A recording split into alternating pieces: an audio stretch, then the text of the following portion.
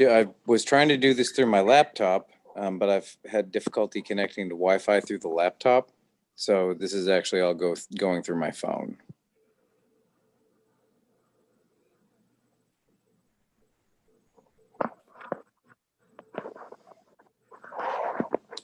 So you all are live on YouTube.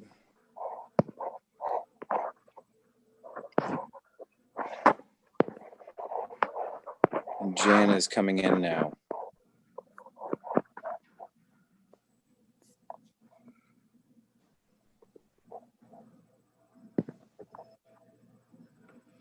Hi, Jan.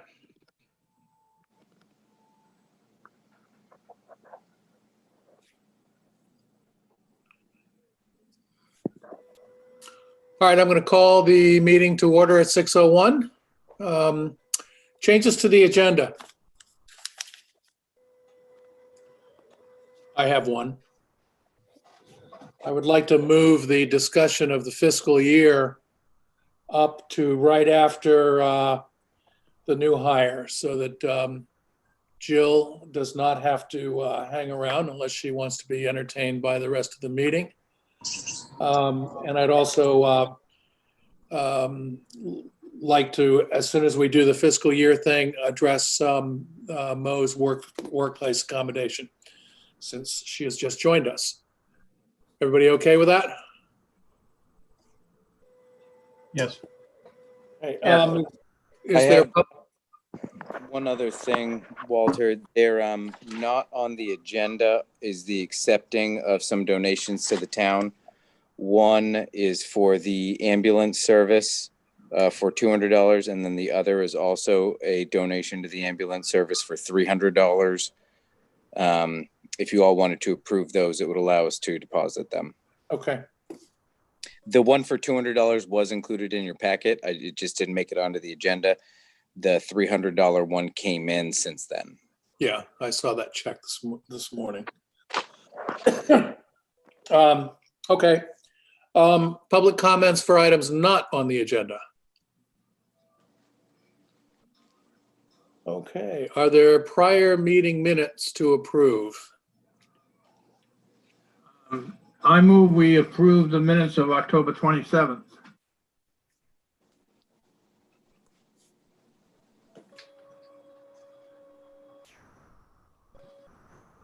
Yeah, I'll second that. Okay. Is there any discussion? Hearing none, all in favor, say aye. And name. Aye, Spear. Aye, Gaudio. Aye, Wrights. Now, this is revision 2 that we're approving. That's what I have. Yeah, me too. The one that was tabled on November 10th. Yep. Right. Okay. Is that it? Well, we've got several other minutes. There's There's the 9th of November at 6 p.m., the 10th of November at 9 a.m., and the 10th of November at 6 p.m. I haven't seen final printed copies on those.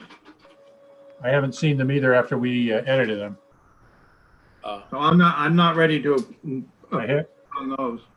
didn't have any changes to the 9 November 6 p.m. But we did.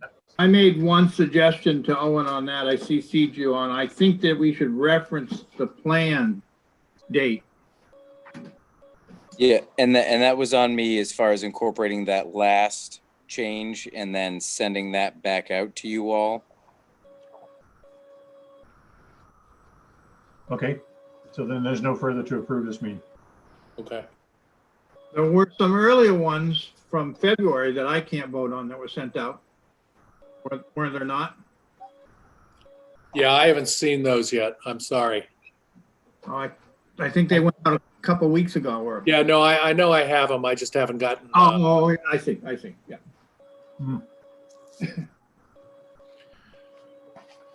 Okay. Penny, you're up.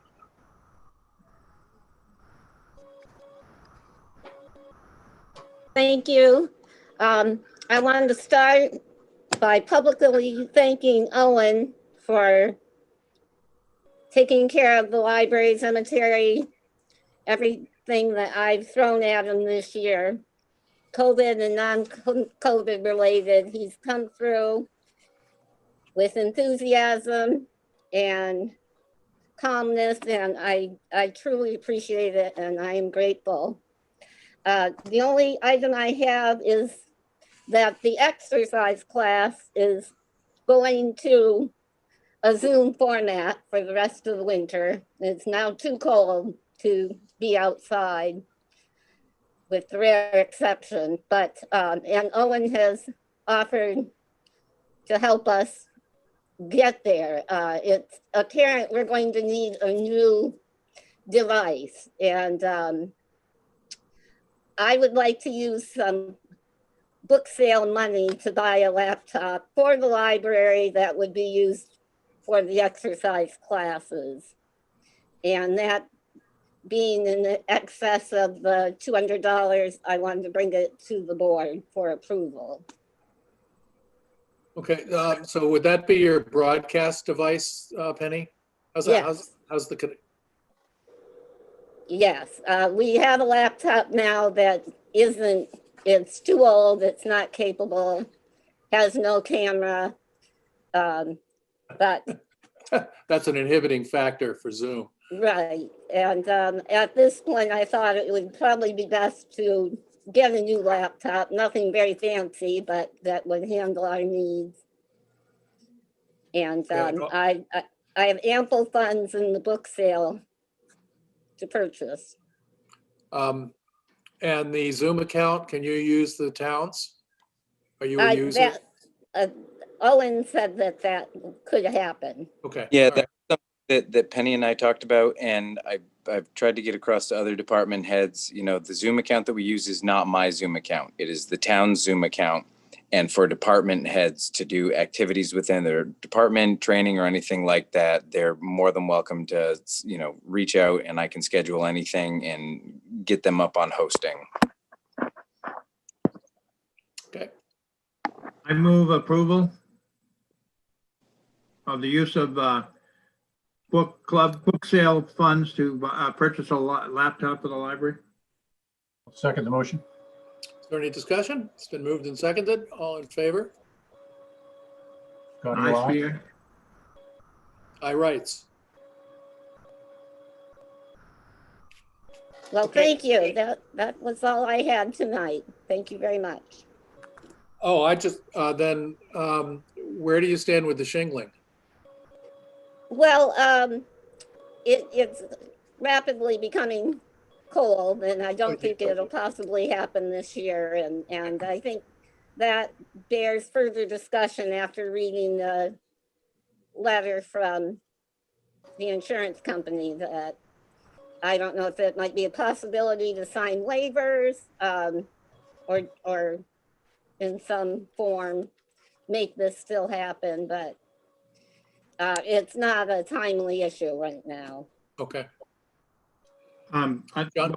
before we leave that though, I would like to find out, they referenced the Maine Department of Labor standards regarding training, proper tools, equipment, fall protection gear, protective gear. I'd like to find out what that entails, because that may be just a bridge too far for, you know, volunteers to overcome. It may not be, but I'd like to ask if our administrator at some time, nothing pressing, could maybe look into that a little bit. And I agree. I haven't necessarily had a chance right now, but I'm trying to figure Yeah. out where the demarcation line is. Is it once you've crossed into working at heights? Is everything on the ground okay? You know what? And we might be able to segment things out to where a portion is done through volunteers, but then anything above a certain height becomes actually contract labor with their own insurance and all that. But yeah, we at least have that starting place from our insurance provider.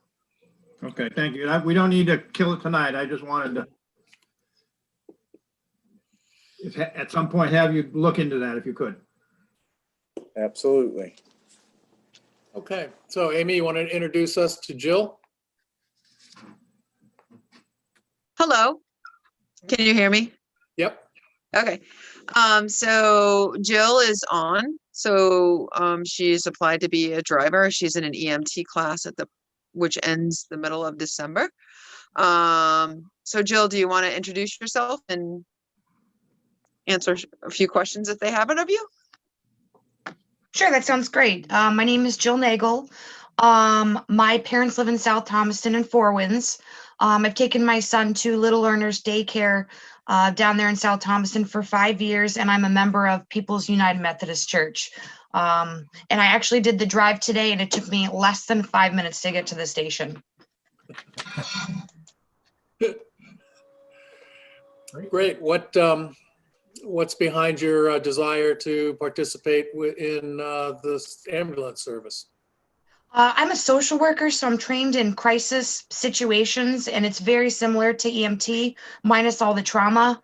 And I see a need in the community as well, with kind of everything going on and pandemic and just in general. And I heard that my town needed help, and I heard that South Thomaston is short as well.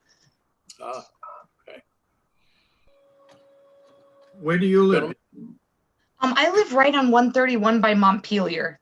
I'm about, Thomaston? Thomaston, about 0.3 miles outside the South Thomaston line. Yeah, okay. So that was the timed drive that you did? Yes, I wanted to see, just because in case anybody asked, but it took me less than 5 minutes. Yeah, but don't speed on Westbrook. Oh no, but driving my son down to daycare for 5 years, I could drive that blindfolded. It's quite the road. Jen, any questions? No, I don't think so, Jill. I know your mom and dad actually, so Nice. Paul, yeah, Paul and Carolyn Nagel. So yeah, they live down in Four Winds, and they're very active in the community as well. they are. So you must have grown up in Ohio too. I did, yes. Kind of all over the place, but that's where I grew up. So you start as a driver, but you're taking an EMT class. So that's the next step up from driving. Is that how that works, Amy? And yeah. Yes. Yep. She's taking the EMT class through Beal. I'm teaching that class right now. We test out December, I think it's 17th or 18th. So hopefully by the first of the year, she'll be EMT. Okay. Any further questions? If not, is there a motion? Yeah, I move that we approve the ambulance director's recommendation to hire Jill Nagel to the ambulance as an ambulance service driver for South Thompson. Second. It's been moved and seconded. Is there any discussion? All in favor, say aye. Audio aye. Spear, aye. Right side. Welcome to the South Thomaston Ambulance Service, Jill. Thank you so much. Don't go away, Amy. I got a couple questions for you. I'm right here. Okay, so would you explain once again, because I'm dense, the extra hours and time and people that are being required because of COVID and the officer in charge situation, because it's going to put a strain on your wage line as we hit the end of the year. It is, Which is, I think, is unavoidable. I just want to understand it better. yeah, so it is it's an officer in charge. So it's somebody on scene that steps back and gets whatever resources we need because of the COVID situation. Should be reimbursed as long as we get the FEMA stuff in. I know the other two towns have already, that's in and active. So that's what it's about. So increase, we were just doing nighttime. We were doing both for a while when we had really high COVID problems. We went to just nighttime, and now we're back to going both because we have increase of calls and COVID stuff. So And who can be an officer in charge, or is it just everybody? no, no, we not everybody. So what we try to do is pick somebody that's also non-licensed most of the time, We use our licensed providers to do all of our care. So it's usually a fire officer or I will be OIC at times, and then I'll switch sometimes with a lower license level if I need to go in. So it's mostly people that can talk to dispatch, understand radio communication. So a lot of times it's Brian or David. A couple of the firefighters have taken that.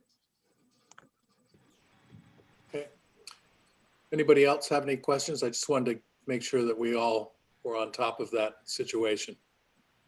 Yeah, I have a question. You mentioned as long as we get our stuff in is to FEMA, is there a deadline on that? And who's heard that? Is that your thing, or is it a town-wide thing, or how does that work? The town-wide thing, that would be Owen.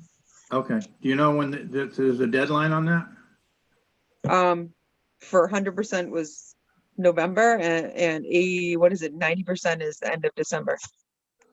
Oh, so it's coming right up. Yep, we have most of it done. One of the things that was a little challenging, we continue to have invoices and monies come in. We've crossed the $2,300 threshold to be eligible. The concern was always whether or not we'd crossed it again. So as soon as we submit, that's basically all of it right there. The November 15th deadline for the 100% reimbursement was something that I somehow overlooked until I think it was like the 16th. I'd been talking with the state about it, and the end of December is really the complete drop dead date. And it was more of we're still getting some invoices coming in that are eligible for the FEMA reimbursement. So it's kind of hard to stop getting those necessary goods, knowing that they're going to be reimbursed right now. But that's something that's going to be submitted.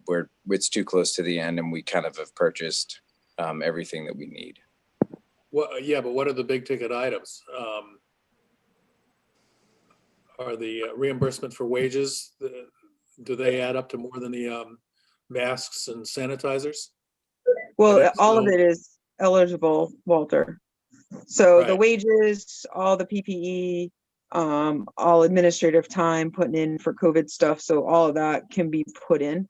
And then you can project also. We projected a month ahead of what we may use in the next month.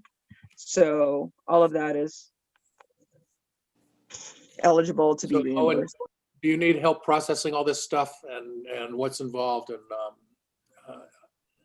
I don't want to miss out on any reimbursement opportunities. No, we have like all of the invoices that we've received up until about a month ago inputted, and there's only been 4 or 5 maybe that have come in within the last month. The invoices aren't complicated. It's the parsing out of the OIC, it's the parsing out of my time. It is the kind of labor end of it that is just a little more complicated. So that's basically the last step that needs to be done. And yeah, and I wouldn't turn down any help. I mean, it's not an overly complicated thing to do, but it's pretty time consuming. And we've been trying to continue to pick away at it, get those invoices inputted. So like I said, that last final hurdle is the kind of wages portion. John?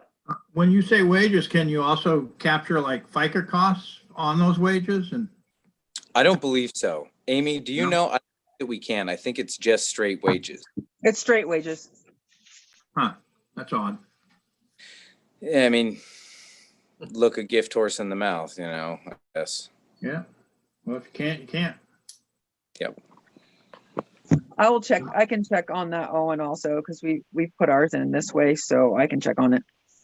You Yes. put in with just straight wages, right? I will check because I just sent everything in and they processed it. So I'll check with them tomorrow. Okay. Ken? I'm still not, I don't have a warm feeling here. I understand how much time is needed. Owen, you said you have about 4 more invoices to put into the system. What system and what does that involve? An Excel spreadsheet. And it's Local what you, Excel spreadsheet that you're maintaining yourself? that the office is, it's provided by FEMA, it's FEMA's template. And then Okay. we enter the items within. Okay, so that doesn't sound like that's a time-consuming thing to type in invoices. No, the invoices isn't. It's the wages portion. It's parsing out which wages went to OIC versus which wages went to standard operations. It's accounting for and, Isn't that something Amy gives you when she gives you her submit? Breaks down what wages go to where? It is broken out, yes. There's also some of Betty's time, some of my time, Mo's time as local health officer. And then the OIC ones do come from, it's not, again, none of it's overly complicated.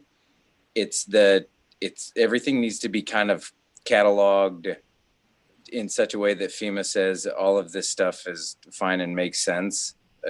So the wages portion is just a little more time consuming. The invoices aren't complicated. I don't have a warm feeling though that we've already missed 10%, right? We've already missed out on the 100% reimbursement. Now we're down to 90. And if we don't get it in by the end of December, we get nothing for reimbursement, if I understood you right. Correct. Yep. So this Well, is. No, not necessarily. That's what they say the drop dead date is. We're not going to go past that date, but I actually think that's probably going to be some level of funding is going to continue past that. Well, why don't Good we that you just, think that, why don't we just beat the deadline? Yeah, I think we need it. This needs to become a priority. I agree. John, Amy, when you say we've got it in, I'm not sure who you're talking about. My other two towns, we've already got those in. So, okay, St. George and Thomaston? Gotcha. You mean they've submitted it to FEMA already? Yeah, we hit the November 15th deadline, which I had said a couple times, but it got missed down there. Okay. Yeah, I don't recall ever hearing those deadlines before, but I got you. Yeah, they were given at the October meeting. I had talked to Owen, and then I talked again after that. Well, nothing we can do about the past, but No, let's make sure we don't miss the next one. all right, so let's, can we have every week a progress report on what is unreimbursed that needs to be processed and what has been processed? and I think at some point we just have to draw the line and say, hey, anything submitted after this point, it's too bad. So get them in now because we're going to close this thing out. You know, I would say close it out before the holiday because you're not going to have the manpower then. So pick a date that you think you can get to and just So anything submitted after that is too late. we can project out what we can, what we did is we stopped it at a certain date and then we projected out what we were going to use. FEMA said to project out what you would use for the next until the end of the year. So like we could say OIC or Owen's time or, health officer's time is going to be this amount of hours through the next month and put that into the plan and they'll reimburse us all the way to the end of the year. Great. Okay, let's do that. Thank you, Amy. All right, so here's the agenda change, and that's the discussion about the fiscal year change. And gentlemen, I'm curious. I received absolutely no feedback whatsoever other than the email that that Owen forwarded to all of us from Sally and Dawn Merchant. But I'm curious if the town office or if other folks received any feedback. I think, Sandra, I think you sent us an email too, didn't you? I just said I thought it made perfect sense to change your approach. Yeah, those are the only ones I've seen, John, same as you then. And Okay. Moira also. Oh, I didn't see one from Moira. Yeah. I did see yours, Sandra. I apologize. You did it right away.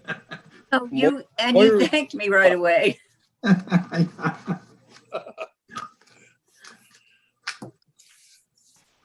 Okay, so, and as part of this, will we move town meeting to June? But not do the election change because we've already decided to drop that. So we're just working here with the things that are under our authority. And thoughts about the second 3 months of the half year if we do that, and when would we task the department heads to create a budget, and when would we have the budget committee meet? And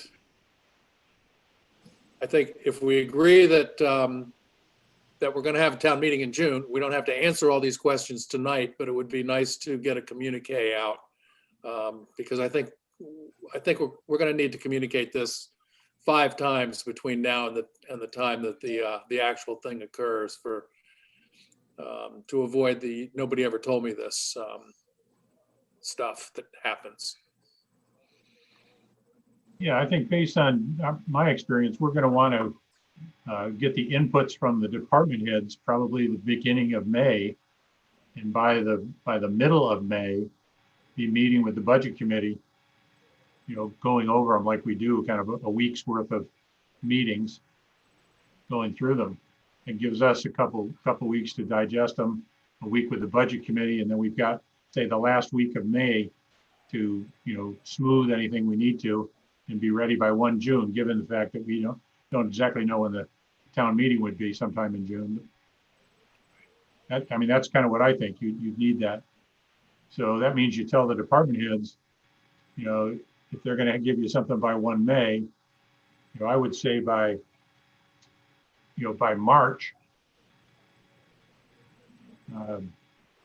you want to give something to the department heads guidance of what we expect from them. That's 60 days in advance. My thoughts. John? I really hadn't thought about the timeline on preparing the budget tonight. I was more focused on the question on whether or not we were going to move ahead with this. And I know at some point, if you remember, I drew up a timeline, and I think it maybe at a future could dust that off, and maybe at the next meeting kind of discuss that a lot. But I think I prepared a series of actually 4 motions to move us off the dime here, if you would be interested in entertaining them. Very much so. Okay, well, the first one is, I think even though I think this is an unnecessary motion because we never actually scheduled the town meeting, but because we announced it and talked about it so much, I think we should unschedule the unscheduled town meeting. You mean the December 8th unscheduled town meeting? Right. Okay. And I had a motion that this is a simple one, that I moved that the special town meeting contemplated for December 8th not be held. Just because I think people need to understand what we're doing. I totally agree. Is there a So second? that's my first one. We want to do them one at a time? Yeah, one at a cancel the time. 8 December special town meeting. The one, I said, I used the word contemplating because we never actually scheduled it. Okay. The previously announced. Sure. Okay, I'll second the motion. All right. Is there any further discussion of the motion? If not, hearing none, all in favor, say aye. I Spear. I got you. Aye writes. And real quick, if I could, John, can I make a good assumption that you'll send me these motions? Yeah. For I didn't actually write the first one out. Then I got thinking about that after, that we probably should do that just so people know what we're doing. Okay, so, all right, I move that pursuant to Title 38 MRSA Section 5651, that the select board change the town of South Thomaston's fiscal year from July 1st to June 30 with an 18-month transitional period beginning July 1st, 2021 and ending June 30th, 2022. Oh, Want me to read it again? yeah, wasn't what I expected. What did you expect? The transition period is January 1st, 2020 to, Oh, yes, I'm sorry. My boo-boo. No, it's 21. so the 18-month transition period, Right, Starts. starts January 1st. January, oh, January 1st, 2021. Right, Is right. that what you said? Yes, that is I'm what I sorry. said. Did Okay. I read it wrong? I don't know, but just to be sure, read it again, please. Okay, and then I almost let you talk me into it. I move that pursuant to Title 30A MRSA Section 561, that the select board change the town of South Thomaston's fiscal year to July 1 to June 30 with an 18-month transitional period beginning January 1st, 2021 and ending June 30th, 2022. Oh, I can get behind that. Thank you. Okay. Hey, I've seconded the motion. All right, it's been moved and seconded. All in favor or any further discussion? Hearing none, all in favor? I Spear. I got you. Aye, rights. Okay.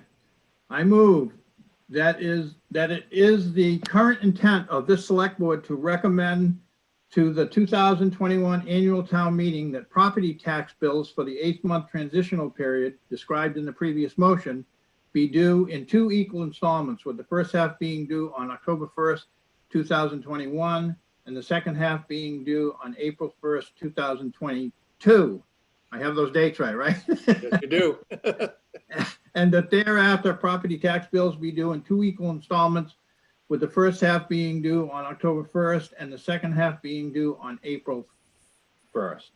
So that is it. The reason I say it's our current intent to recommend that is because we can't affect this town meeting to do that. Okay. Got it. Okay, I Is second there a that motion. second? Discussion. I'd like to just suggest you put the years in there. So that the Yeah. first, I did for the first. no, you don't, you just say, when you get around to when it's due, you just say October 1st and then April 1st. If you could say October 1st, 21. No, that's for every year after. I thought you had already agreed And that you that's can't, there. you can't control every year after because that's the prerogative of the town. We It's can't our- control any year. It's the current board's intent to recommend to the town was how my motion started. That's Right. our intent as a board, to recommend. We can't control it in any year. But in this 18-month period, there will be 2 April 1sts. And I realize in text, if you say the second, it must be the second April 1st. It's still, you have to kind of think and look at a calendar. If you just said October 1st. in the transitional period, the dates would be, Yeah. And then in next year, it would be always April 1st and October 1st. Because it'll Recommend. be a year. but you'll be deciding that at the next town meeting. Again, it is, the motion is, I'll read it again. I move that it is the current intent of this select board, which means we could change it or the select board could change, because it's this select board, to recommend to the 2021 annual town meeting that property tax bills for the 18-month transitional period described in the previous motion be due in 2 equal installments, with the first half being due on October 1st, 2021, which would be at the end of next summer, correct? Or fall. And the second half being due on April 1st, 2022, which would be a year and 3 or 4 months from now. And that thereafter, property tax bills be due in 2 equal installments, with the first half being due on October 1st and the second half being due on April 1st. That's fine. Okay. I It's must just not our- have heard, I must not have heard you right the first it's time. just our intent to, that's Yeah. our intent, what to That's great. recommend. Now, a future board can recommend something different, but Sure, sure. No, I'm with you now. Okay, I like it. Actually, we're going beyond what any board has ever done in this matter, because we don't weigh in on that article in the warrant. Or at least we haven't since I've been around. So this is it's fine. I Yeah. approve. I mean, well, Yeah. Well, again, I thought our intent was to try to split it into 2 tax bills, and I think if we want to do that, then we as a board should recommend that. I totally agree. Yeah. Okay. Any further They can discussion? tell us to, they can tell us to go. Yes, they can. No? All in favor? I Spear. I got you. All right. Next one's very short. I move that it is the current intent of this select board to hold the 2021 annual town meeting at a date to be determined in June of 2021.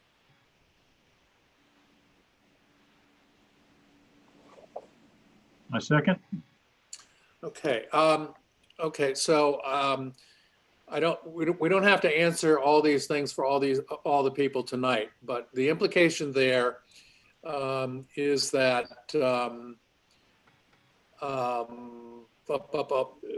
committee members and select board members are held over until that June town meeting. That's how that process works. Is that right? Okay. And Just like they were this year. Just like Yeah. they were this year, that's Walter. what happened this year too. Yeah. My next question is, do we need, and let's think about this, do we need to hold a special town meeting at some point before March to ask the town to authorize us to spend between April and June? I thought about that, up until a couple of years ago, we never had authorization. Right. And Maine never did to spend until March. Now, all of a sudden, in the last couple of years, there's an article in there that kind of set that date, limited it. So I feel like, and this year we spent until June. Right? Yep. So I guess my thought on that was let sleeping dogs lie. So I mean, I don't know. It's almost like, how do you get there from here? Yeah. You know. So I think, and we can again confirm this in our first December meeting, or our only December meeting, that what I would then do is to go out to the department heads and tell them to treat the first half of 2021 as the second half of 2020 in terms of their spending pattern. Owen. The only thing that I'll say is that if you did want to have that authorization, and then, I mean, I know probably still in the middle of COVID stuff because we won't be completely out of winter. Right. The potential to still get the election of select board members and school board members with the 90-day advance of that town meeting, we could at least not completely shelve that item and assess come February and see if you all want to have a special town meeting to approve the additional funding, just our ability to do that and make those expenses. And you could do that in conjunction with questions about school and select board and referendum and things like that, and still be able to then have June be as similar to what you all had been discussing before. Yeah, I'm negatively disposed to addressing the election issue until next year. And the reason is that I do believe that it's not a slam dunk pass, and that having having a March meeting on that is not fair. And I think that we'd get wider participation in a significant decision if we were to wait until a June town meeting to make that decision. Just my opinion. And I think the only thing I was trying to get across was, making no like, and you all can always reverse it, but making no official determination right now that you are or not going to do X, Y, and Z come February, March, and just at least leave that opportunity or possibility still open. Yeah, well, we don't have to, like I said, we'll firm this up in our December meeting. Any Yeah, other? I agree with you, Walter. I thought we already put that issue to bed. And that we weren't going to do anything until June. I thought that was our intent with our motion at the last meeting. Yeah.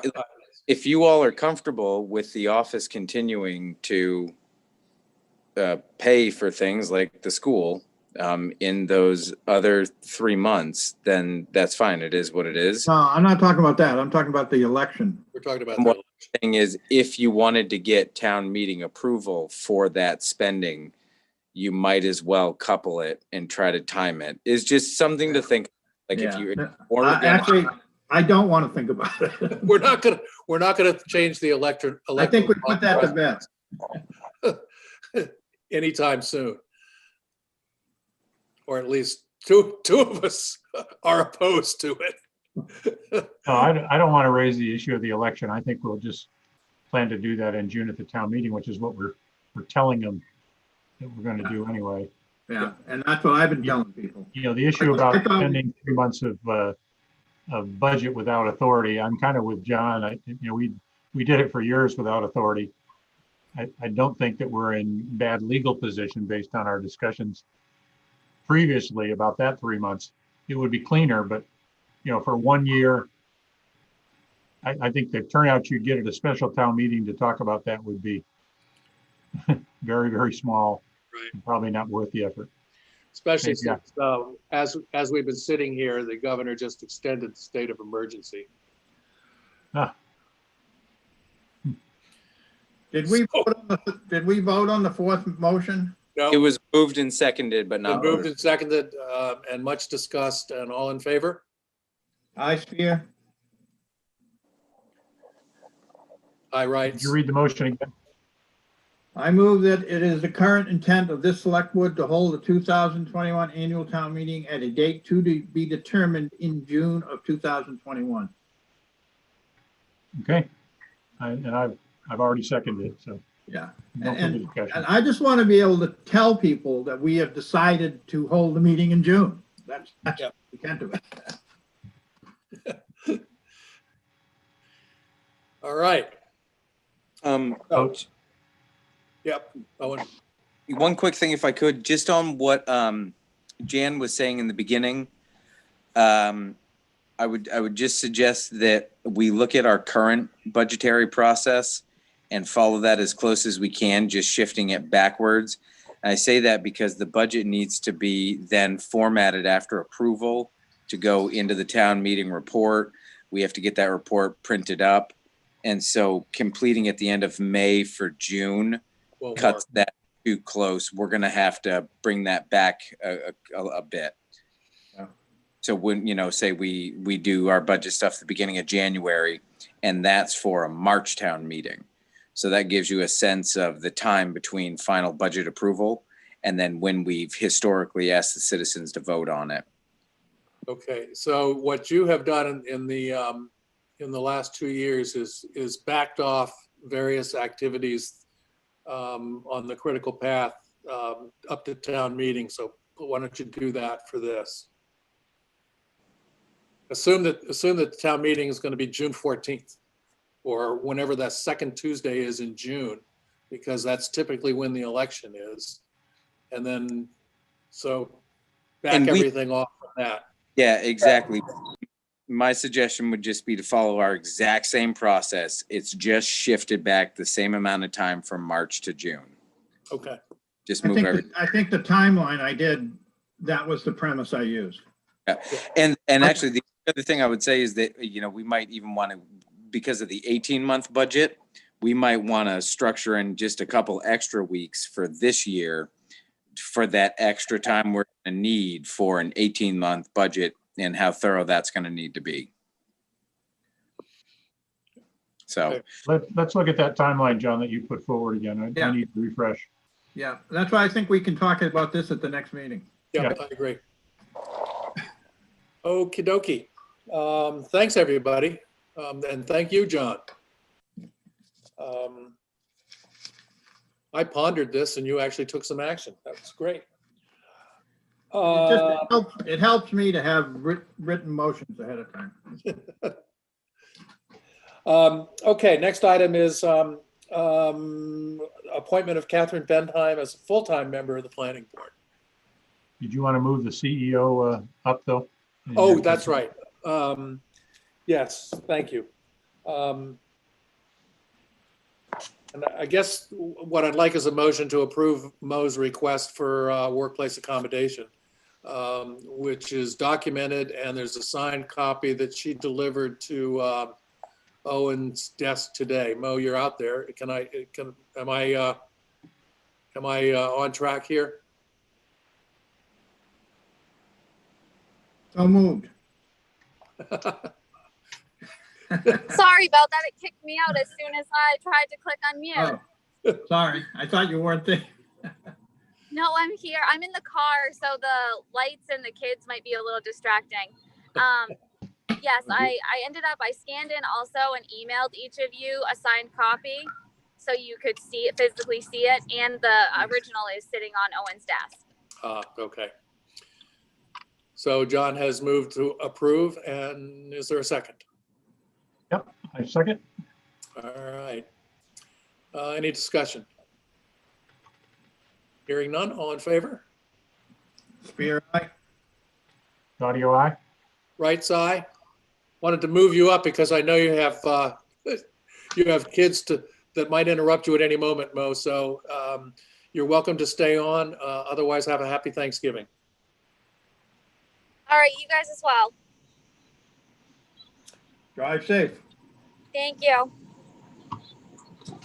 Okay, so Catherine to the planning board as a full-time member rather than an alternate. I move, with Catherine and confirm that she would accept that. I move that we appoint Catherine Bentheim as a full-time member of the planning board with a term ending, I believe it's 2021 was Diane's term. That's what the town report says. Is there a second? Jan's muted. You're muted, Jan. You're muted, Jan. There. Yes, I second. This time you can hear me. It's been moved and seconded. So that fills the full-time roster. Now we need an alternate. Is that right? Is that where we stand? We do. Yeah, we have 2 alternate positions. I talked with Diane Darling.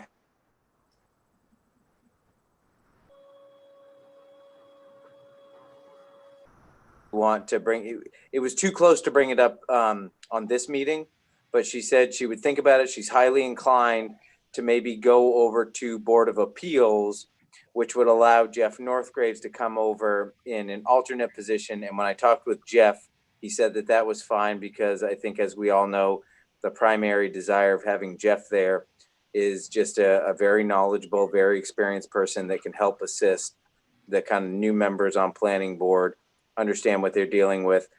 Jeff, and when he and I talked, it was the Diane Darling Jeff swap back and forth, and Diane was interested in that, but we figured we would bring it up to your next meeting, so it was an agenda item and not an agenda change. It allowed for Irv Curtis as planning board chair to think about Jeff Northgraves. It allowed her to talk with the Board of Appeals folks. So that's what we anticipate doing next month, but wanted some time to do it the proper way, everyone talking to everyone and making sure that it makes sense.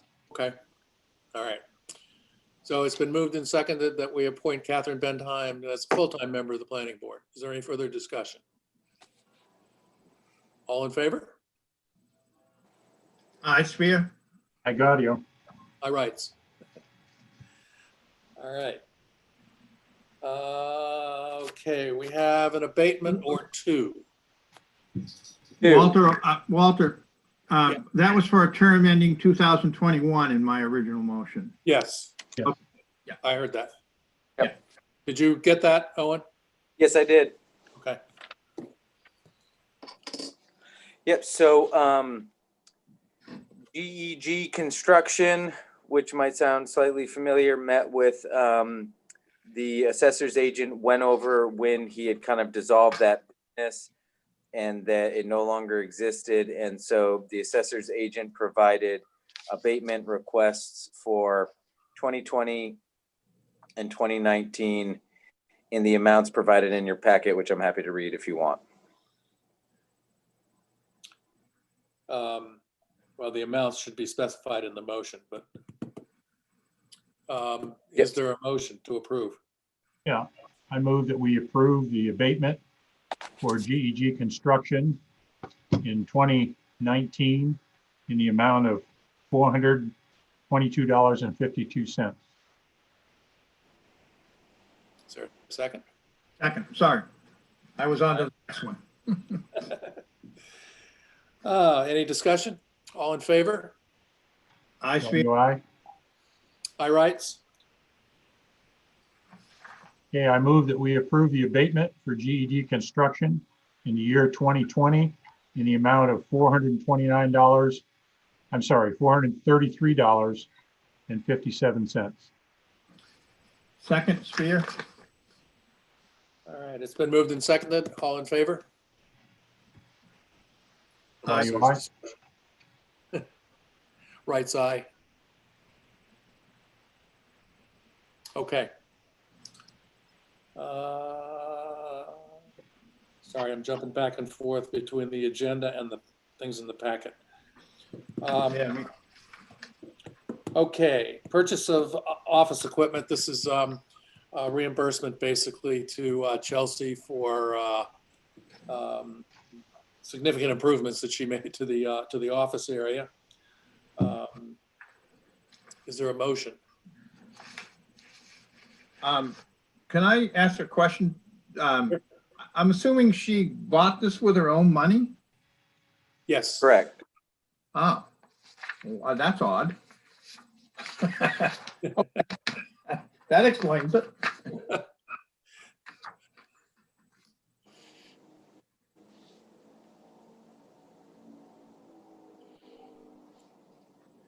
So this, the agenda says that, the agenda says this doesn't require a vote, so I'm confused about what we're doing. Ah, Well, I think we're going to offer to reimburse her, so I think it probably does require a vote. yeah. No, that might have been an oversight on my part. I mean, it falls within my purchasing authority, but it was just a kind of non-necessarily budgeted item, and it was a little bit different because the reimbursement's going to a former employee. But as far as the no vote on that, that might have been an error on my part, and I would, even though it's within the purchasing authority, there's no harm in approving it if you wanted Okay, to. so that's a typo then. Yeah, yeah. Okay. All right, so the amount's 350, 325. 325, okay. 325. I move that we reimburse Chelsea Summers $325 for the equipment that she purchased, used in the town office. Second the motion. Okay, it's been moved and seconded. It was nice to see her in the office today, still helping out. It was. Pardon? Yes, it was. She was there Friday too, Yeah. I believe. Okay, all in favor? Aye, Spear. Aye, Gaudio. Aye, rights. Did you all, I apologize for the lateness of which it came in, but did you all get the email from me with the today's interest numbers on the certificate of settlement? I No, did not.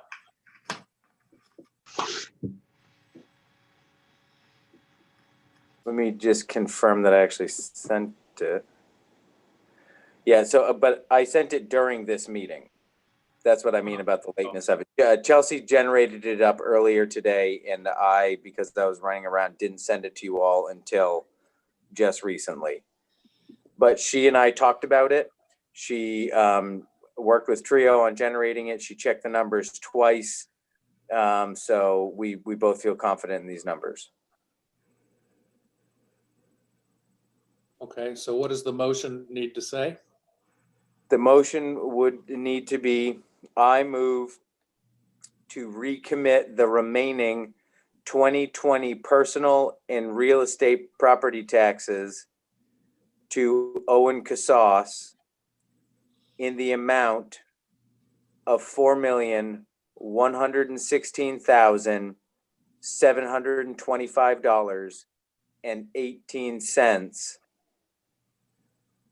Interest of $1,207.93 for a total of $4,117,933.11.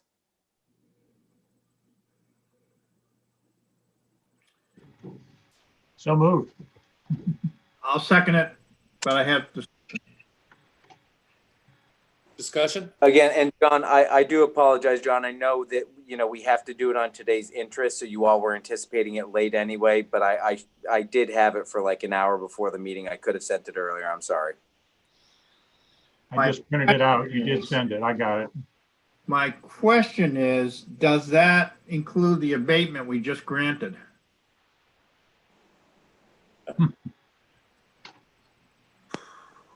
Come on. Sorry. Curveball. No, that's very appropriate. You know what? It doesn't necessarily matter because you all just approved an abatement on taxes that I'm going to collect, and so I can reconcile that. Well, I don't think we did. I said we did it in the wrong order. Yeah. But, okay, close enough. Network. Yeah. But I see what you're saying. If we had done the abatement after this, it would have been fine. Would have been fine, Yeah.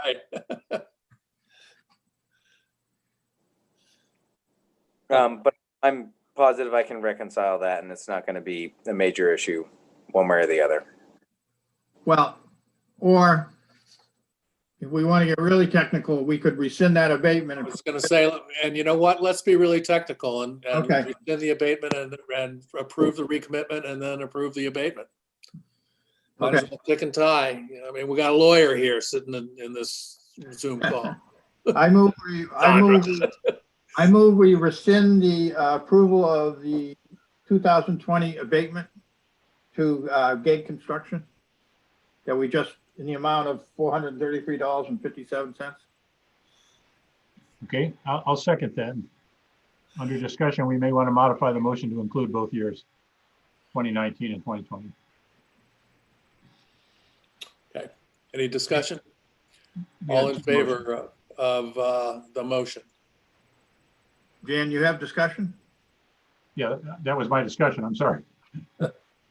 My discussion is, we can just make two motions. It doesn't matter. We made two motions to approve it, so we can make two motions to unapprove. So the motion you made was 2019, seconded it. For the 2020 year. Right, you're going in reverse order. Yeah, yeah. Doesn't matter. We'll get them both. All in favor? I see ya. Audio aye. Right side. Okie dokie. I don't think we need to worry about the other one because we're only recommitting the 2020 taxes. Right. That's correct. Yeah, good point, John. Yeah, Yep. Okay. and 19 is all gone. Okay, so I'll move we recommit the taxes, 2020 taxes from from Chelsea Summers to Owen. Excuse me. I move we recommit the outstanding balance of 2020 personal and real estate property taxes from Chelsea in the amount of whatever you said, $4,117,933.11. Is that correct? Yes, that's including the interest. Yeah. Yeah. From Chelsea Summers to Owen Casas. I second the motion. And Any we discussion? all my previous one. All in favor? Audio aye? Spear, aye. Right side. Now, now let's give Jerry his abatement. Yeah, we only withdrew his 2020. so we just Right. need to approve the 2020.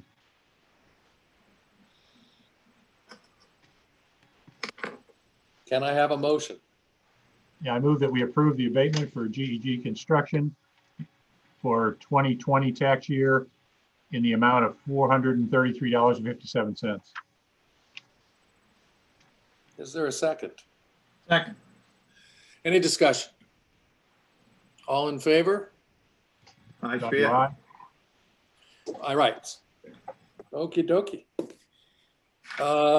Next item is to approve, is it, what's their DBA? RJD. RJD. Their proposal for assessing services in the amount of, did that change, Owen, for the Yes, discussion? Rob hasn't given me the final. So he and I talked last week. When we were done talking, he said he's happy keeping the price per day flat for this upcoming year. And so it would remain at $585 per day, the same number of days. I believe it's 44 days. I could be a day off on that, but it's roughly 44 days. And then what we would do is we'll work with him over time on, doing any adjustment in the future. But he was happy to keep the same agreement for 2021. Okay, because his letter changed it to $600. Yes, that was a $15 a day increase that they proposed. He and I talked. So like I said, the one thing that I haven't gotten back from him is that final email confirmation. I emailed him earlier in the week saying, did you get my email saying, please confirm? And he said, yes, I did. So I said, well, can you please confirm?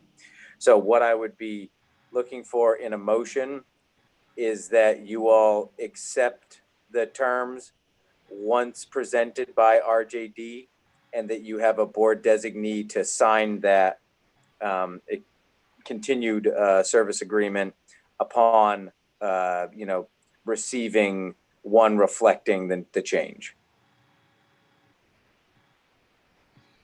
Okay, then I would move that we approve the 2021 assessing service proposal at a day rate of $585 with our RJD appraisal. Would you authorize the chairman to execute the agreement in your motion? With the chairman authorized to sign on behalf of the select board. Second. Thanks for the weighty responsibility. Any discussion? Hearing none, all in favor? Spear. Audio aye? Right side? Okay, moving right along. Boop, boop, boop, boop. Health benefits, Okay, I'd turn it over to John at this point. Well, hang on a minute. I'm with you. When we take stuff out of order, I get messed up on where it is. it's the health benefits. Yeah, I know. I got it here somewhere. I had it all together in a. And I'll just do while he's pulling that up, quick reminder. You all can just approve these things. Our health benefits provider has kept premiums flat. So there's some cost savings. The question for you all is, do you want to utilize some of those cost savings to possibly expand coverage of premiums of kind of subgroupings, dental being probably the first and foremost or the standout one. Open enrollment goes November 15th to December 15th. So approval tonight allows our employees to engage in open enrollment. Okay, I found my package. So Owen had asked me a few weeks back if I would, he texted me or called me and said that if I had any experience with dealing with the MMA health benefits, and I said I had, and he said he had a phone conversation coming up regarding the renewal and that he had limited experience in this area, and he asked me if I'd be willing to sit in and out, so I agreed to do that. And we had a chat and went over the renewal proposal, and as Owen said, the woman from Maine Minister MMA Employees Health Trust indicated there'd be no premium increase for this year on the health benefits. And she kind of reviewed a number of things. And one item that came up that we discussed at length was dental. She explained to us that right now our plan carries dental and vision, but we don't chip in at all as a town. If the employee wants it, they can take it, but they got to pay 100% of it. And I know that when we advertise for positions, we struggle to recruit, and dental has been mentioned, I guess, a couple of times specifically by folks who have applied for jobs. And with the no premium increase coming this year, we kicked around the possibility of perhaps paying for dental for our employees at the 80-20 rate that we currently pay for health insurance. And it just felt like if we were interested at all in doing that, that this might be a good year to kind of jump into that where there's no premium increase. Now, obviously, it's going to be ongoing after that unless you take it away.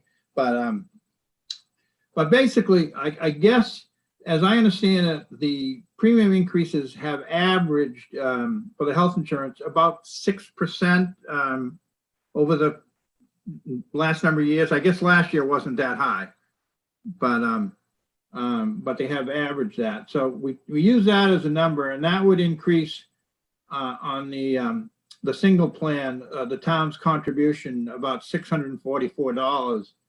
And the dental, if the town paid for 80% of it, would be, that's a year, would be $416 a year. So it actually wouldn't even, the cost of jumping in, if we are so inclined, and we do feel that that's something we want to provide our employees, and is something that would help with recruiting, would be actually, a little more than a couple $100 less than the average increase on the health insurance. So we talked about that quite a bit. We also talked about what's in the plan, what isn't in the plan, and went over lots of different, she kind of reviewed the whole renewal. So I just said that I would be willing to throw that idea out to you folks and see if there was any interest, and try to make our employee package a little, maybe a little more attractive. It's my experience in the past has been that for some reason dental insurance does attract people, and it's not very expensive, and they're very stable rates, and at least they have been. So something I wanted to bring up, and I know Owen has indicated that that's been a question whenever he interviews people or talks to people about the job. So that's kind of it at this point. It would require not a change in our health plan, but a change in our personnel policy. Right, and then a budget to reflect. Well, yeah, the next year's budget. Right. Yeah.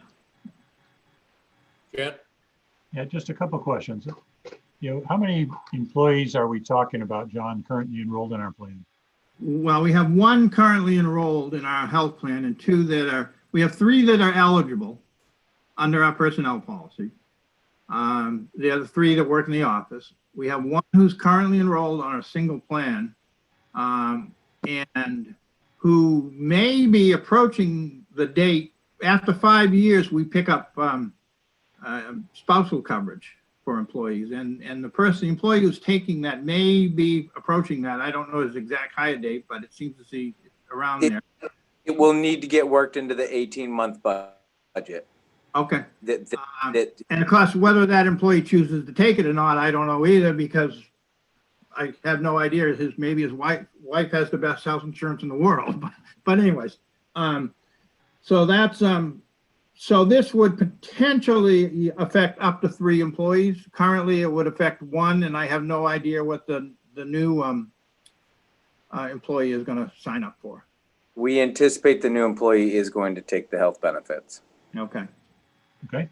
But again, we pay 0. So for the first 5 years, according to personnel policy, the town pays 80% and the employee has to chip in 20% for the health benefits. For the vision benefits and the dental benefits, those are available to the employee, but they have to pay 100% of the costs on their own. And then after 5 years of continuous service, employee could bring on, well, actually, I shouldn't just say spouse. I think it's spouse in this case, but it could be spouse or children, or just children. And we continue to pay on that 80-20 split. And I think the idea behind that at the time was to try to encourage, once you get somebody you've invested 5 years in, it's nice to be able to have something that provides an incentive for them to stay on the job, so to speak. So. Now, I'm looking at this one sheet you sent us, Owen, which is monthly rates effective January 1st, 2020. And under the health, there's 6 categories there. The first one is like POS-A, POS-C. That's it. Just look at that one. C, and we're C. Yeah, POS-C is us? Correct. Yeah, sorry, I should have mentioned that. Yeah, that was the next question I had. Okay. And just by the by on that, from what everyone's told us, both the provider plus municipalities have kind of, validated this. That is top of the line health benefits coverage. It's the best package offered by the Employee Health Trust. POS-C, we're talking Yeah. about. Which is odd because A is more expensive. I was going to say, why is A more expensive then? But it's up there, obviously. So the other thing, Jan, I should Employee mention. that's now eligible for 5 years. Pardon? If that 5-year employee now accepts that family or spouse or family, it's going to be a fairly good jump in the. Yeah, that's why I brought that up. Yep. That's why I brought that up. I mean, I think that's something you should be aware of. But on the other hand, I think, that's going to happen in any event, whether it's a rate increase or no rate increase. The other thing I should point out is also, we also have in lieu of insurance, whereas if you don't take it, you get a cash payment. And a couple of employees have been doing that. It actually saves the town a little money. Right. Right.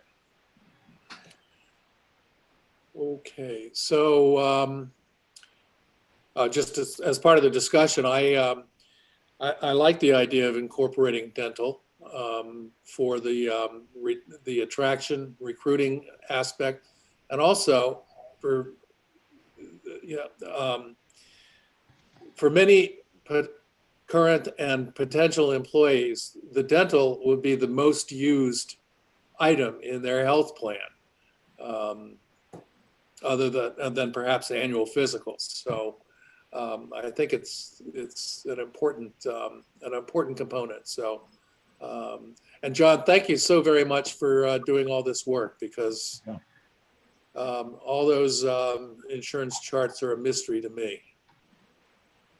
Well, like I said, I've dealt with them over the years. I will say that in my experience, many towns participate in the dental.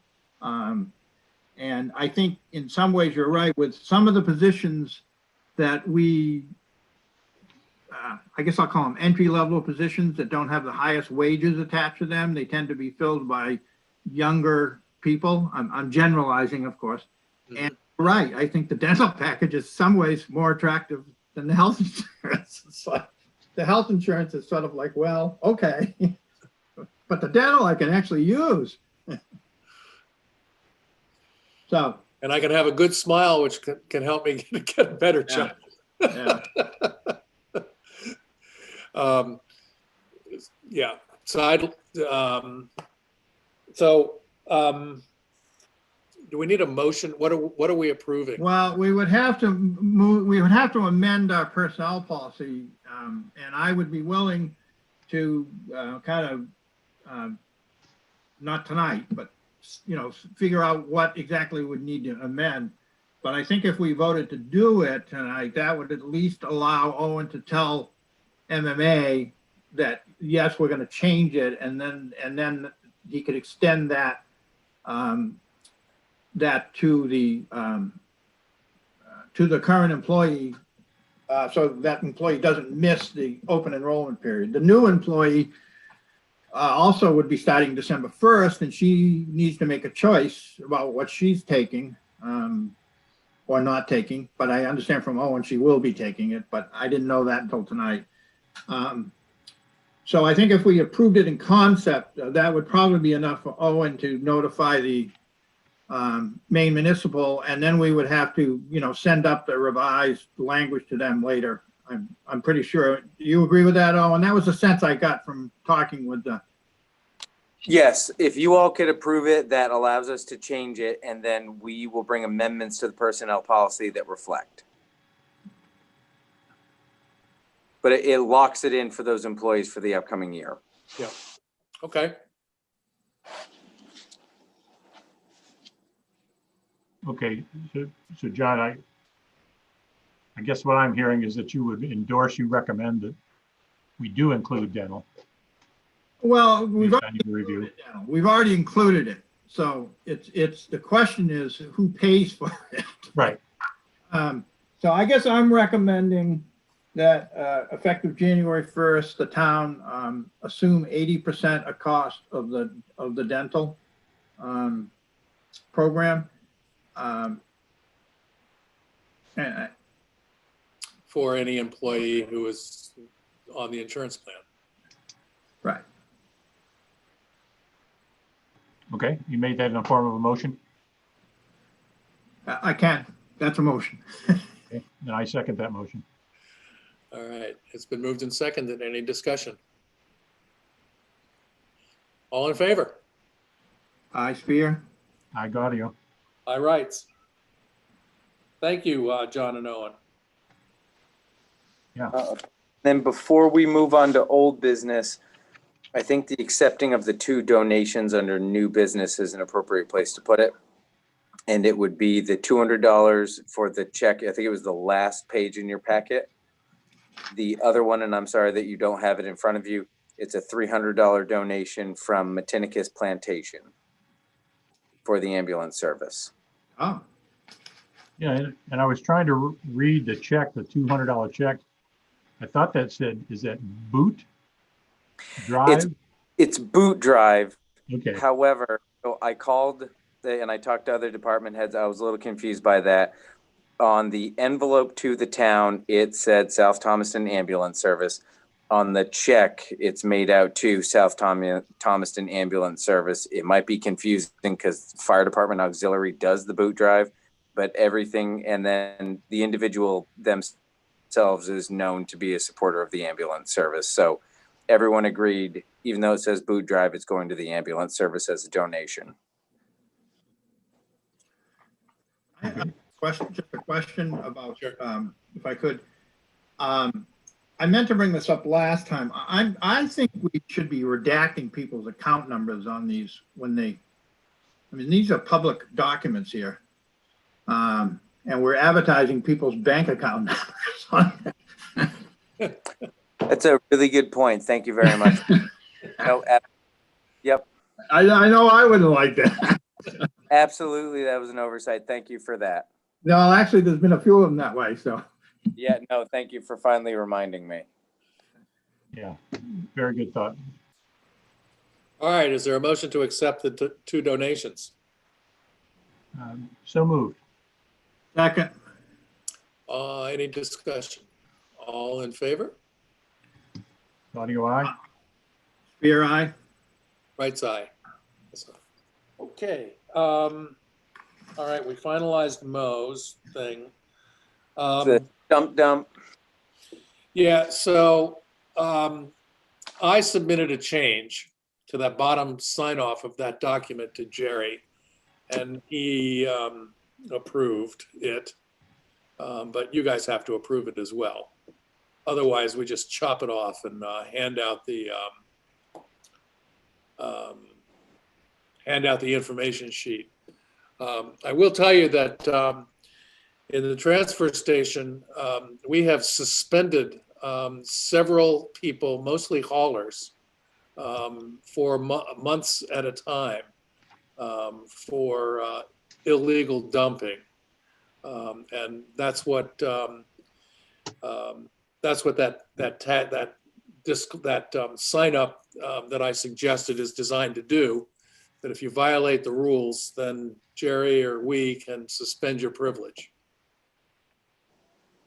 So Walter, the sheet that was in our packet includes your change from the last time? Is that correct? Yes.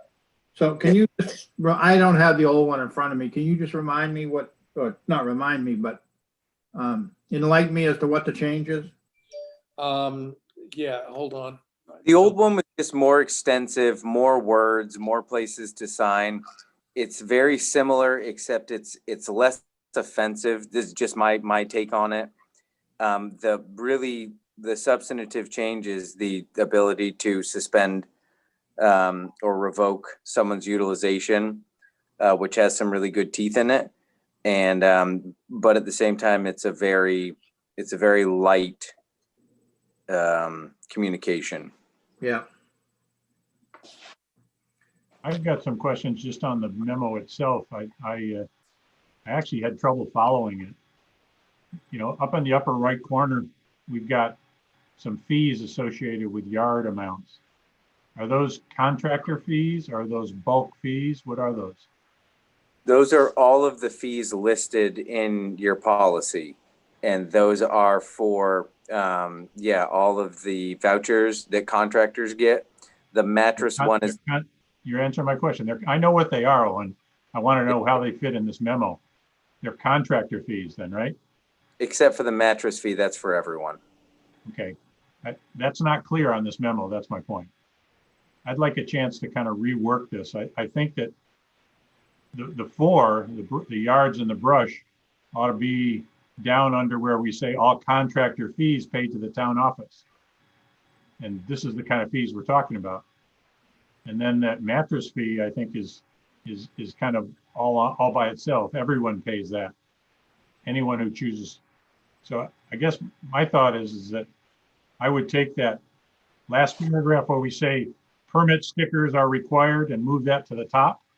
The paragraph underneath it, that the facility attendant has the responsibility to monitor it. Put that first. Then start with the demo debris facility opening hours and so on. And then move that block that's up in the right corner, put that down with contractor fees. And I don't know where we put mattress. I'd stick that somewhere, you know, probably up there where we talk about, the facility is located and, I put it somewhere anyway. And I'm happy to have someone else, graphic this out, or I'll do it as well. Just, the reason that the contractor fees went up there, it allowed for additional information on one sheet. That was the most convenient place to put it. But I understand what you're saying. What I can do is rework it a bit, have it be more clear, grab those bits at the bottom, bring it up. The only thing I would suggest, because of all that space saver by having it up there, maybe I add just some additional columns and reduce the font size. So above 1 to 3 yards, it would say. No smaller. No, I think we got plenty of room to fit it on there, Owen, and I'm glad to do it. If you send it to me as a working Word document or something, assuming that the other board members, want to do it. Well, I don't object to the way where it's written. I Oh, think yeah, we and can that make was smaller at just the bottom. And first step at it. I'm happy to have you all doctor it up and make it more readable, make it more user friendly. That's completely fine. yeah, I agree with you, Jan. I found it busy. Yeah.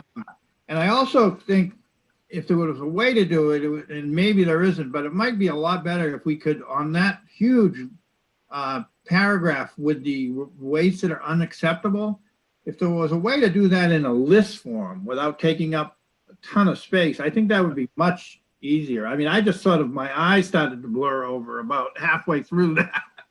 Two-column list. I Or agree. something.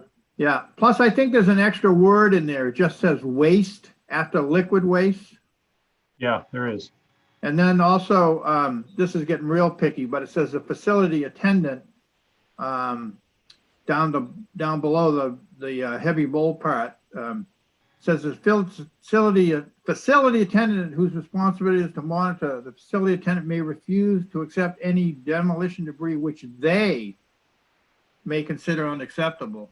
And Sandra will probably correct me, but but I think facility attendant is singular and they is plural. But Now, it's the English language that people try not to have to say he when they mean he or she, and they don't want to have to take 3 whole words. So they say they. yeah, You're right. It's not grammatical, but thank you. Delete it and Thank just say you. be considered, which may be Yeah. considered unacceptable.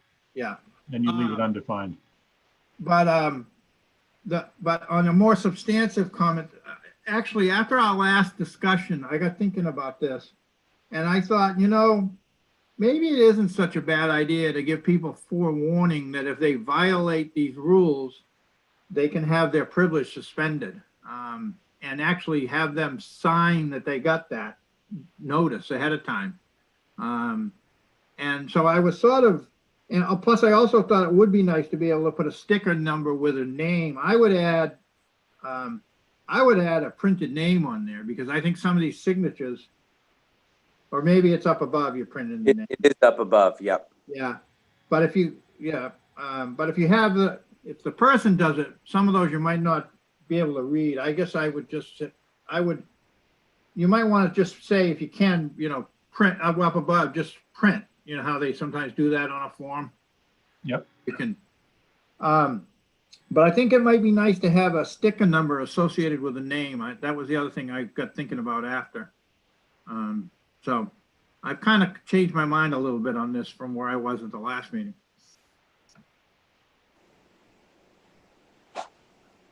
Okay, so action is Jan's going to apply Jan's magic to the document, and then we'll approve it. Yeah, if you send it to me, Owen, in a Word document, I can play with it, and I'll send it back out to everybody. Yep. Definitely.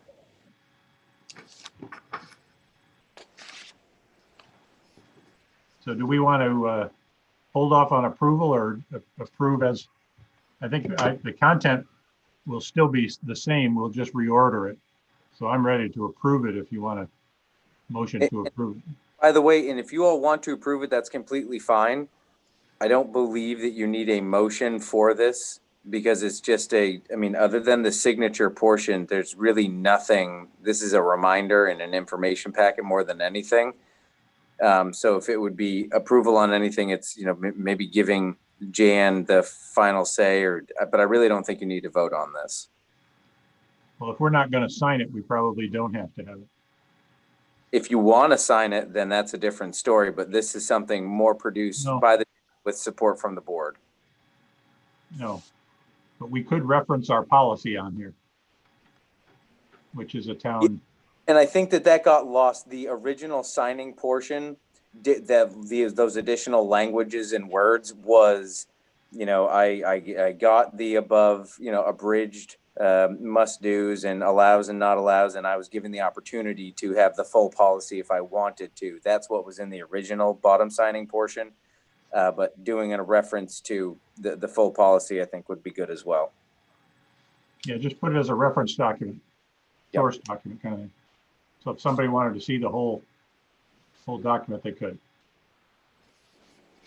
That gives the authority to this sheet. I mean, the sheet has authority based on that policy. And one thing that I don't know is, and I'll look over it here in a little bit and bring it to you next month, but is this new thing that you're doing kind of breaking from your demolition debris policy?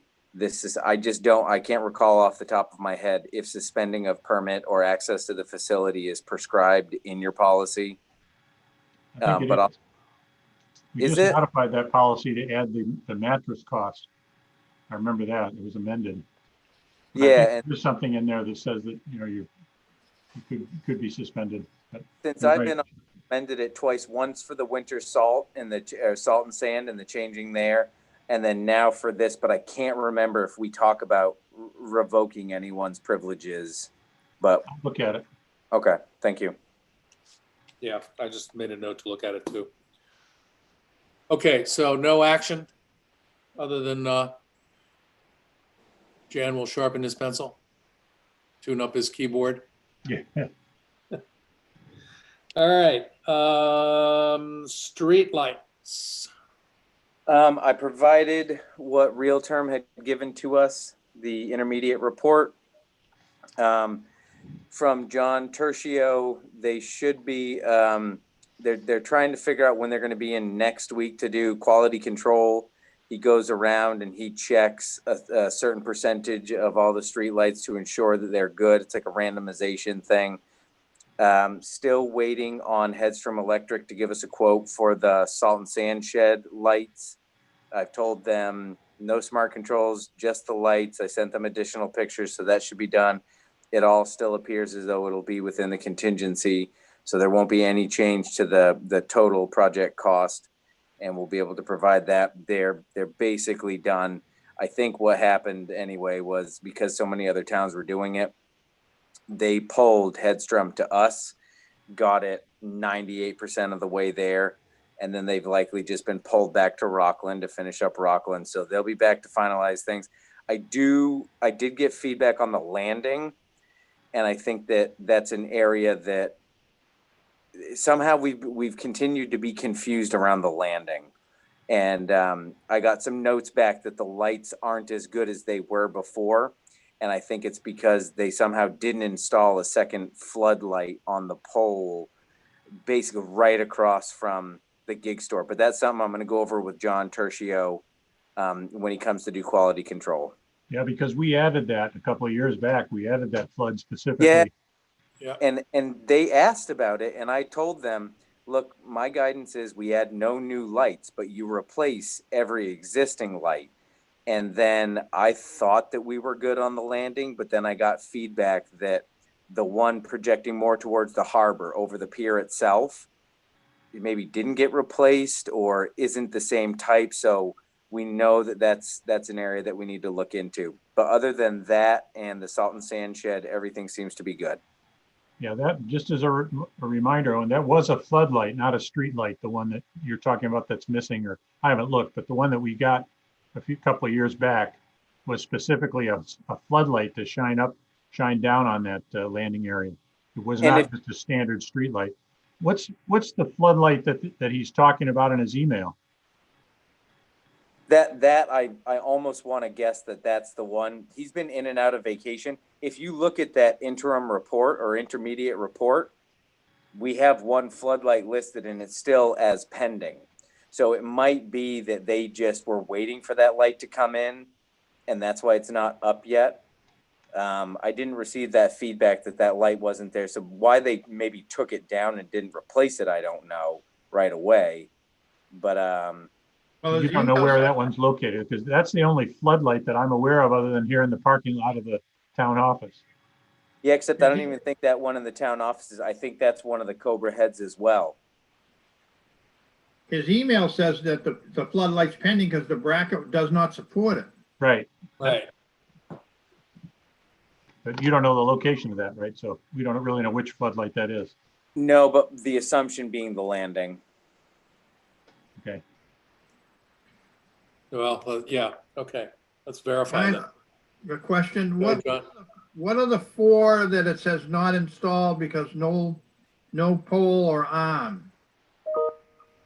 That's some of the stuff that I'm trying to work out with John when he comes in. Like I said, he's been in and out of vacation. My primary focus has been trying to make sure that we can get this stuff over the salt and sand shed and resolve the landing, with those being really kind of high traffic areas. But all of that is what we're planning on resolving with John next week. So the inspection that was supposed to take place yesterday didn't happen, and one on the 23rd? No, he had pushed it back for whatever reason, the vacation, the holidays. I think maybe he had some sickness last week or something. Okay. So yeah, that's still pending. So are those four, is the difference between the 45 and, or part of the difference between the 45 that are installed and the 51 allowances? Yeah, those 4 plus the floodlight. That, yeah, that brings us to one. Okay, Well, and this is the whole point of next week's quality control. yeah. Okay.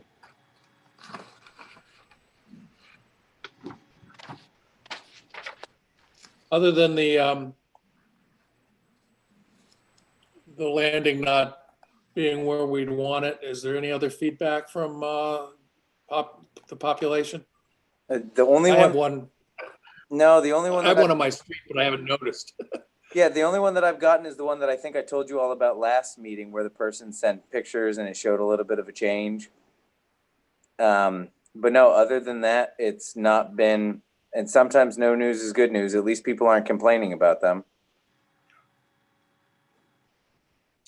Okay, all right.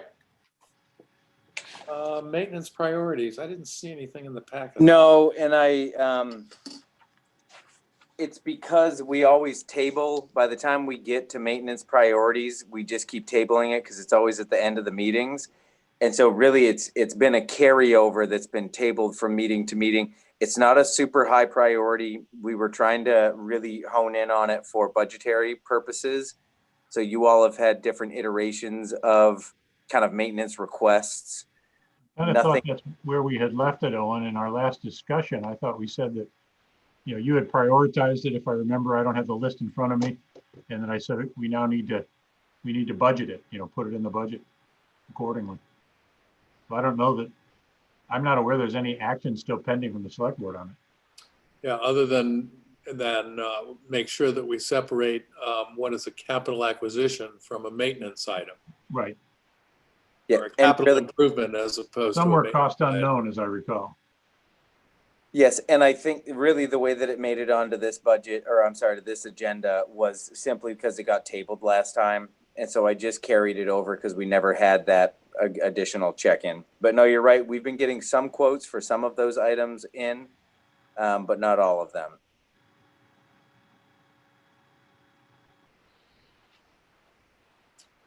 Okay, so keep doing what you're doing there. Plus we got the stairs fixed. Yeah, Yeah, just in time, timely. as it turned out. And a good job, I think. Yeah, Yeah. no, I think it's great. The only thing I wish the weather hadn't have turned and we could have gotten it painted sooner. We might have to go this season without it painted. It's not going to be the end of the world because they did such a good job, but we'll get it painted as soon as we have a good weather window. While we're talking about maintenance, could I bring up one item? Sure. I do think, and I mentioned this to Owen, but I just wanted to mention to you two guys, I think we need to if they're gonna keep that door locked downstairs in the kitchen in the basement, and I understand why they're doing that now, I think we need to rekey that so the access is more, because there's water in there and the pressure tank's in there, and I was a little frustrated when I went up there and I couldn't get in there. So, We don't have a key to it. Is that what you're saying, John? I don't know. I don't have one, and it doesn't fit with our system.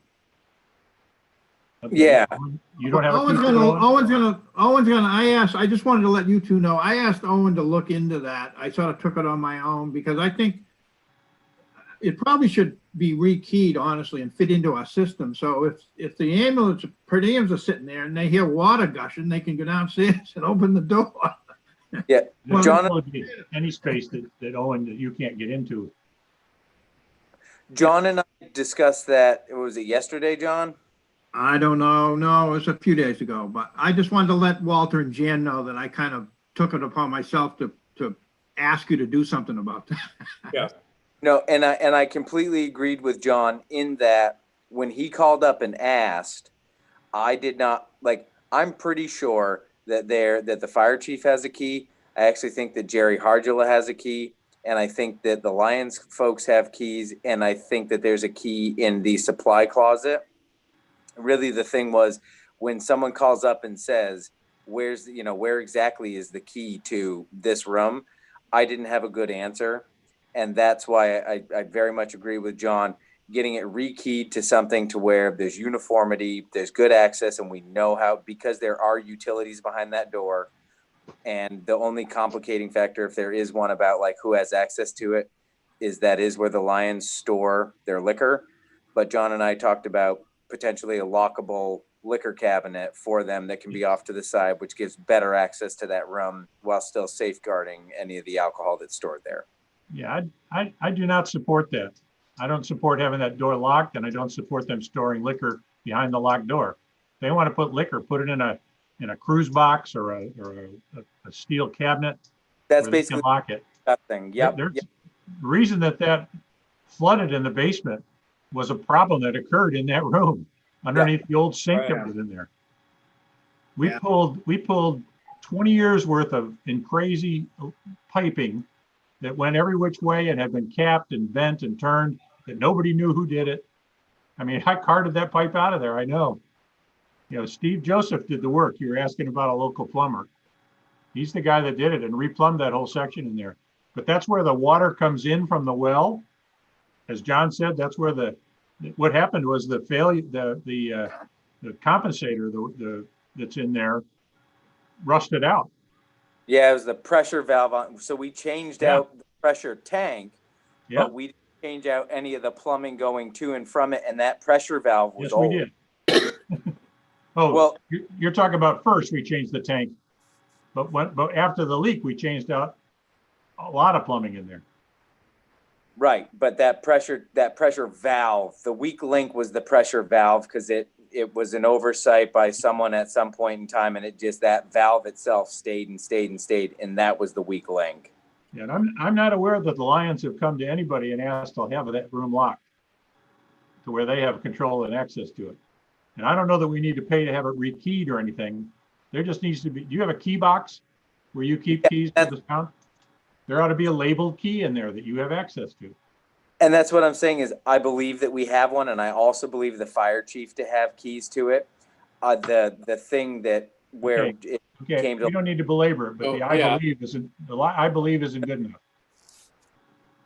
Right. And of course, what brought this all on is the low water pressure, which I assume, Owen, you're checking into. Yep. All right, I didn't mean to get us off track, but. No, but there's John, because I think you were upstairs. This issue down in that cellar has been a pain for about the last 6 years. Oh yeah. We put a lot of money into that. The town's put a lot of money into that, getting the water problems cleaned up and the mold problems cleaned up. There's a new air filtration system down there. There's all kinds of stuff. And those doors needed to be open just for air circulation. That room where the old sink was, the room that you're talking about being locked, is where we had all the black mold growing in behind the wall, behind the sink. That cost us a lot of money. I didn't even know about that. Remediate. Yeah.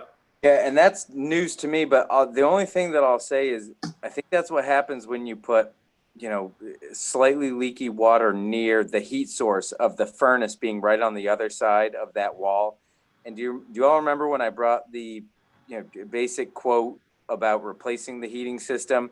Yep. It also came with a recommendation of potentially tearing that wall down and making a larger utility room with everything in it. We're not there, but I think that does relate to this conversation. All right. The remainder of the things, we will get folks to come in and review warrants and get signatures as necessary. The last two items were, we did get some communication, Trekkers, a thank you from Norman Associates, and then just scheduling with that conversation about, do you all want to make a determination on all remote going forward? Do you want to keep with hybrid? How do you want to do your meetings in light of the uptick? I want to be remote, and I also want to go read the what came out from the governor while we were in this meeting, so. Yeah, I'm in favor of remote with some possible exceptions for single item Yeah, agenda. like next Tuesday, we're gonna get together. Right, I but agree. We should plan for remote for now. And I think as far as the donations, I don't know if we want to take action on them. We've had a longstanding policy that, the town doesn't, we're a nonprofit basically supporting nonprofits. So we don't do that with other people's money. So Oh, completely agree. I thought that my guidance was not to, if they ask questions, I answer their questions. I thought that you all had told me many, many months ago, just provide them so that you know who's asking. But the town's policy is exactly as you've described. I only include them because I thought you all wanted to see who's asking. this is information only that you've given. Yep, exactly. Yep. Got it. I have a question though about Penquist. And they, and I don't have, we got the, basically the annual report from them a couple weeks ago or a couple meetings ago where they documented all the services that they provide to our residents. And I guess my question, we'll deal with this when budget time comes.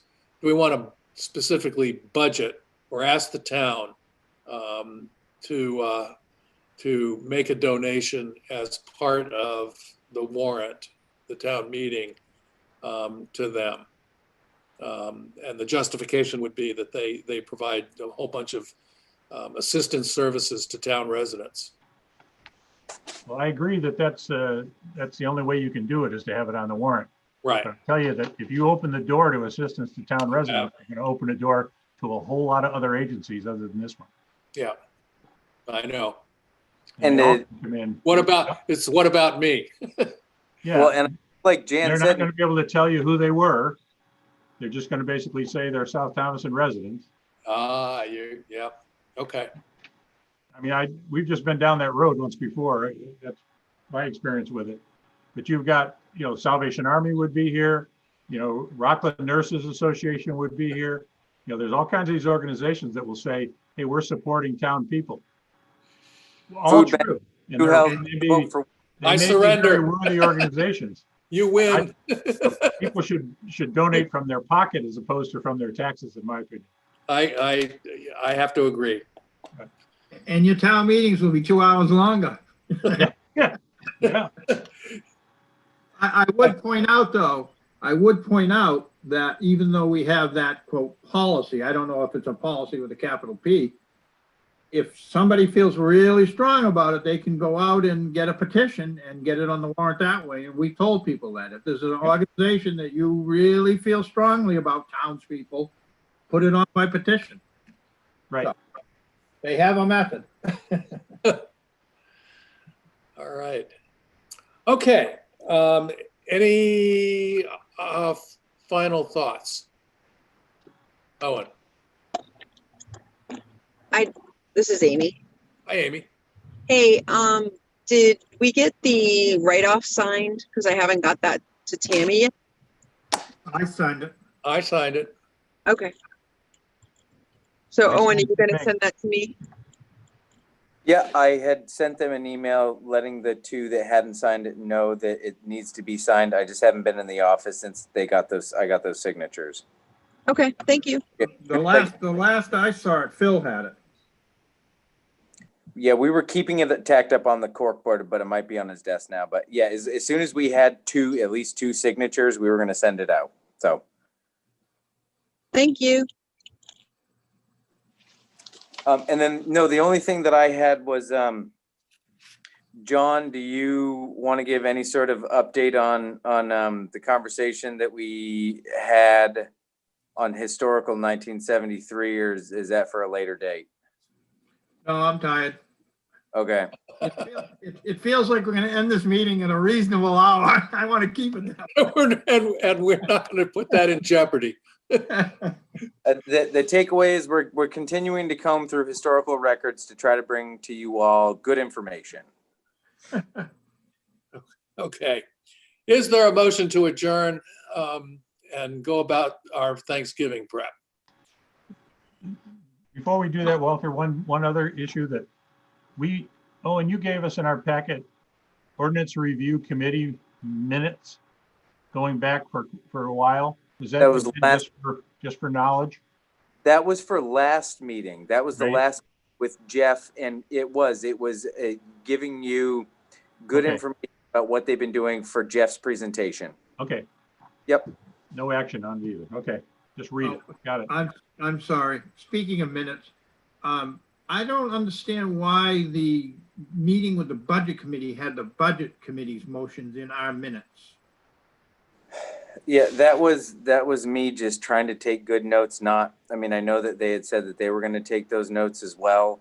It Yeah. was trying to do two birds with one stone. I can just delete those, but Yeah, because I don't think we can approve. We can't approve their votes or their minutes. And Sandra circulated the minutes for that meeting Right, and copied us, but we take no action on that. but the budget committee will have to deal with that. No, Right. yeah. Okay. Who wants to go home? Penny, Penny's the only one not home. Oh, Yeah, I move for adjourn. for a second. this a second, and I have discussion. This is a much better time. We're going to work on that. Be prepared for time limits for each item next time. I've forgotten how to run meetings. I used to. Now I'm remembering what it was like. So everybody have a wonderful Thanksgiving, such as it is. I won't be going to my extended family in Massachusetts for the normal 32 people this year. And I'm sure everybody else is in the same boat. All in favor of adjournment? I spear. I got you. All right. Thanks, everybody. Stay safe. See you after the Thank you. holiday.